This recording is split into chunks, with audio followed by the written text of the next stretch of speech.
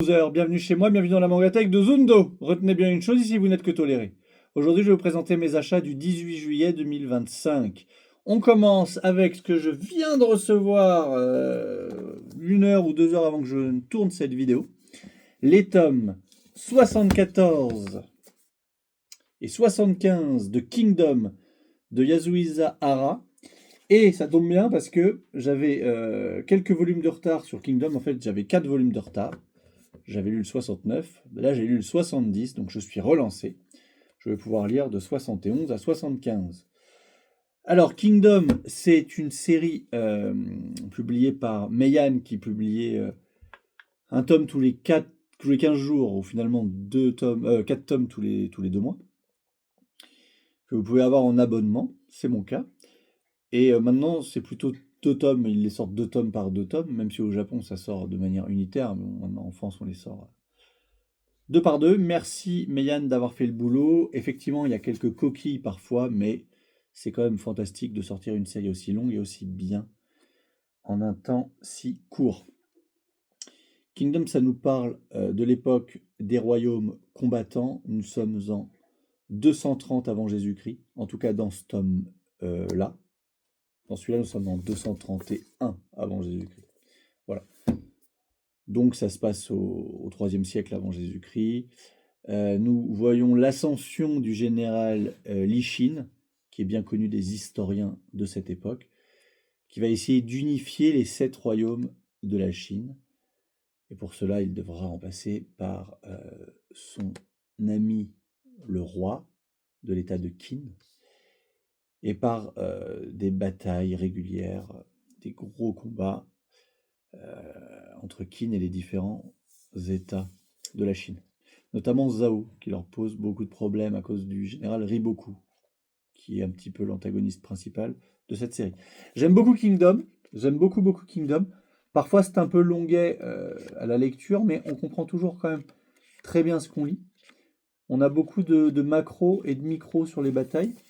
Donc vous avez les batailles vues en grand et les batailles vues de manière interpersonnelle, parfois même des duels.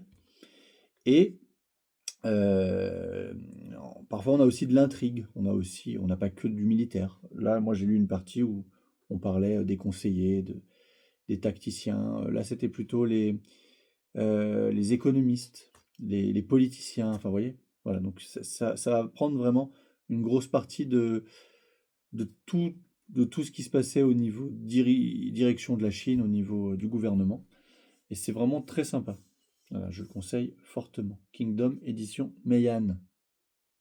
On enchaîne avec une série qui me fait de l'œil depuis un moment.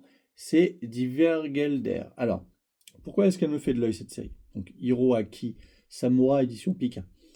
Nous venons d'avoir le tome 7. Et ça fait 2-3 tomes que je vois ce manga dans ma liste potentielle. Il ne l'est pas, bien sûr, puisque je n'avais pas le tome 1. Mais les couves m'intriguent. Ça me, je sais pas, ça me parle. Le titre qui fait allemand. Allemand, c'est ma LV1, donc ça, à l'école, donc ça me parle pas mal. On voit que c'est du interdit aux moins de 18 ans. Et puis les graphismes me plaisent vraiment, vraiment bien.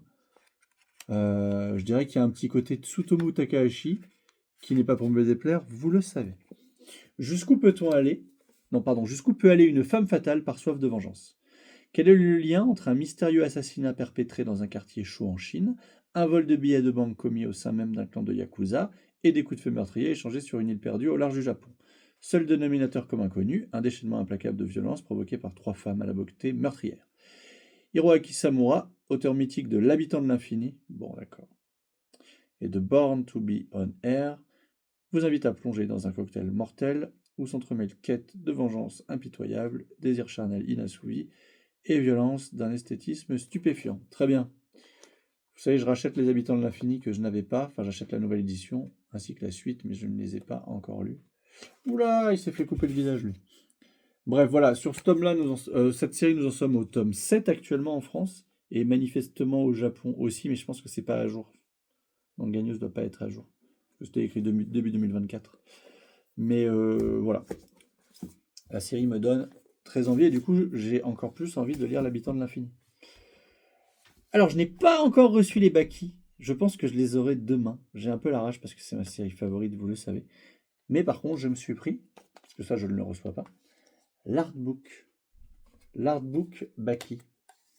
Alors déjà, là, on voit les 5 séries Baki. Donc Baki the Grappler, Baki, Son of Ogre Baki, la série qu'on commence dès aujourd'hui, Bakido et Bakido 2.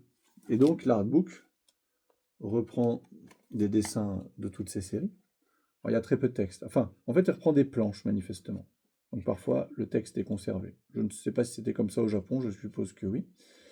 Ça nous dit aussi que Meian va aller jusqu'à Bakido 2. Merci beaucoup Meian, vous êtes les meilleurs, ça c'est une évidence. L'artbook officiel, 30 ans d'histoire. D'accord, donc c'est un artbook qui doit dater du début des années 2020. Puisque je pense que ça doit... Baki doit dater de 91, oui. Oui, elle a publié en 2022. Voilà. Ah oui, donc ça va jusqu'à Bakido 2, donc on a des dessins de Bakido 2. Bakianma... Ouais. Bakianma, c'est la série numéro 2.